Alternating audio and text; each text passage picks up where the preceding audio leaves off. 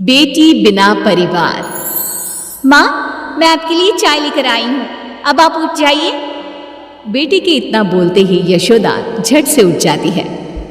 अरे बेटा, मुझे क्यों बिगाड़ रही है? कल तेरी शादी हो जाएगी तो मैं कैसे रहूंगी तेरे बिना? माँ, मुझे कहीं नहीं जाना, मैं यहीं रहूंगी, हमेशा आपके साथ। बेटा, एक ना एक दिन तो हर लड़की को जाना पड़ता है अपने ससुराल। ओफो माँ, आप भी ना सुबह सुबह कौन सी बातें लेकर बैठ गई। ये चाय लीजिए और फ्रेश होकर बाहर आ जाइए, नाश्ता तैयार है। इतना बोलकर कंचन मां से चली जाती है।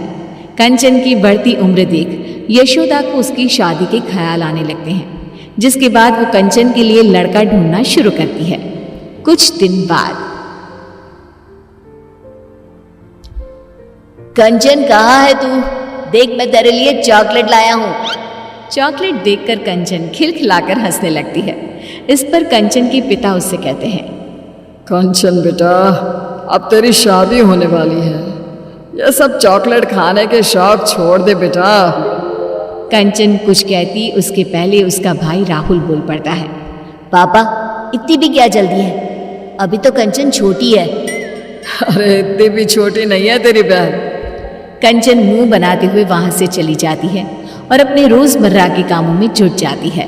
अगले दिन, कंचन बेटा, आज तू घर का कोई काम नहीं करेगी, जाकर तैयार हो जा, थोड़ी ही देर में तुझे लड़के वाले देखने आ रहे हैं। माँ प्लीज, मुझे कहीं नहीं जाना आप लोगों को छोड़कर। जाना तो पड़ेगा ना बेटा, दुनिया की यही रीत है, हर लड़की को एक ना एक दिन पराए घर जाना ही पड़ता है। चल अब जा, तैयार हो जा जल्दी से। माँ की बात मानकर कंचन तैयार होने चली जाती है, जिसके कुछ घंटे बाद लड़के वाले भी कंचन को देखने उसके घर पहुंच जाते हैं। दोनों ही परिवारों को रिश्ता मंजूर हो जाता है और एक सप्ताह बाद कंचन की श्लोक के साथ शादी हो जाती है। कंचन के जाने के बाद सभी को घर बहुत खाली खाली सा लगने लग जाता है। माँ, मुझे छोटी की बहुत याद आ रही है, वो होती तो अभी पूरे घर में इधर से उधर नाच रही होती। हाँ बेटा, तू सही कह रहा है, उसके बिना ये घर खाने को दौड़ रहा है, लेकिन हम कर भी क्या सकते हैं, एक ना एक दिन तो ये होना ही था। ऐसे ही 1 महीना बीत जाता है।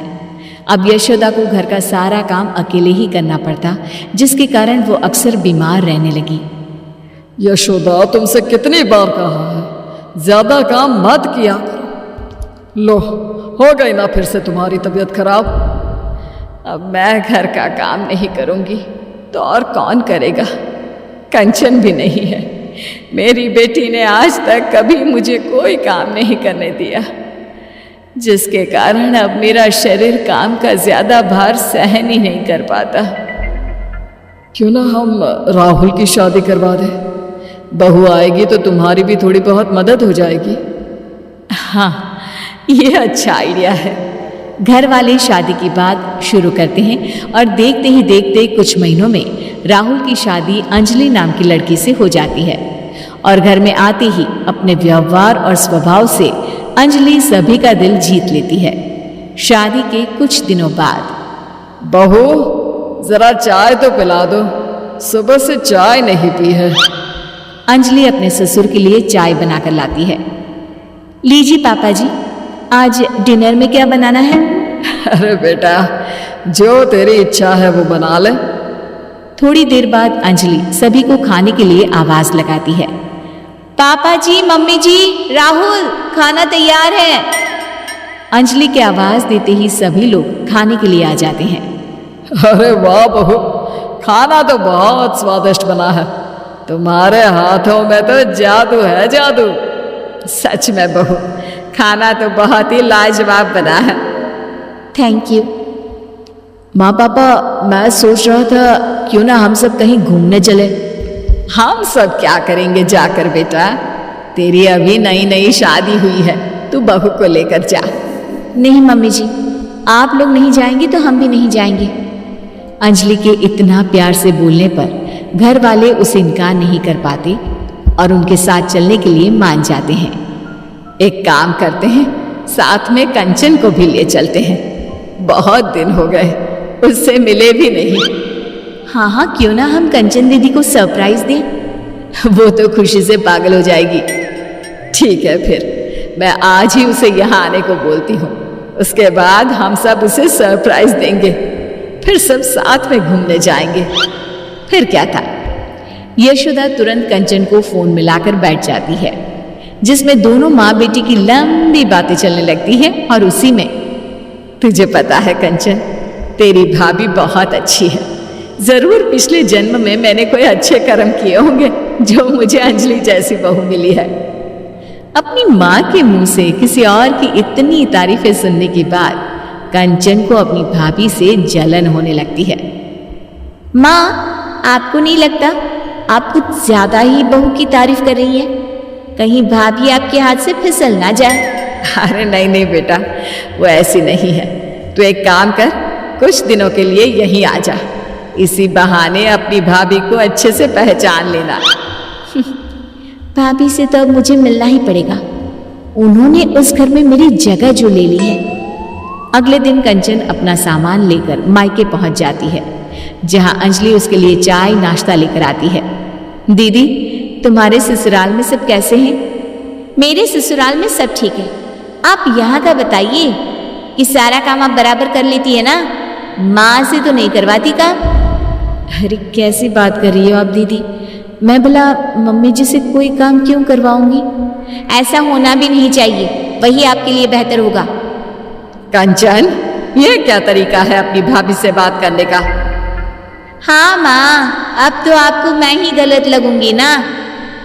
ऐसा नहीं है कंचन, तुम गलत समझ रही हो। आपसे तो मुझे बात ही नहीं करनी।